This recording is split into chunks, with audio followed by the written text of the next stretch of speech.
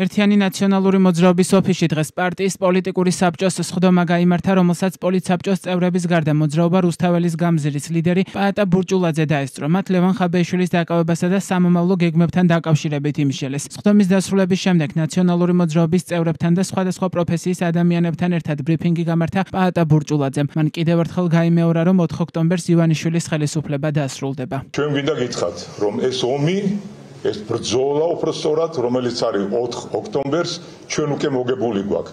ეხლა არის, იმიტომ რომ ეს არის ყველაფერი, რაც ხდება, ეს არის ამ რეჟიმის, ამ შიშარა რეჟიმის შედეგი, რასაც ისინი ვეღარ იმაშვებიან.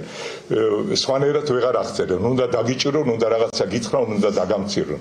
ისე რომ ეს ომი ჩვენ უკვე მოვიგეთ, თავარი ეს გავაფორმოთ 4-ში და ამასაც ვიზამთ აუცილებლად.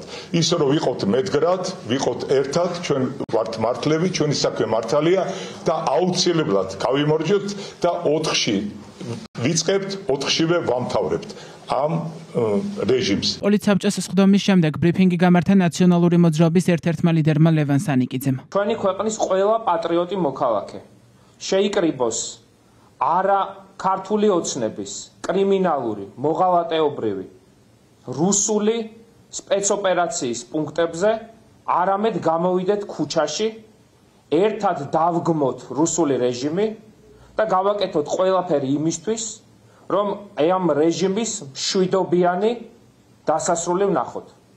თავისუფლება მიხეილ სააკაშვილს, თავისუფლება ლევან ხაბეიშვილს, თავისუფლება რეჟიმის ყველა პოლიტპატიმარს, დიდება საქართველოს.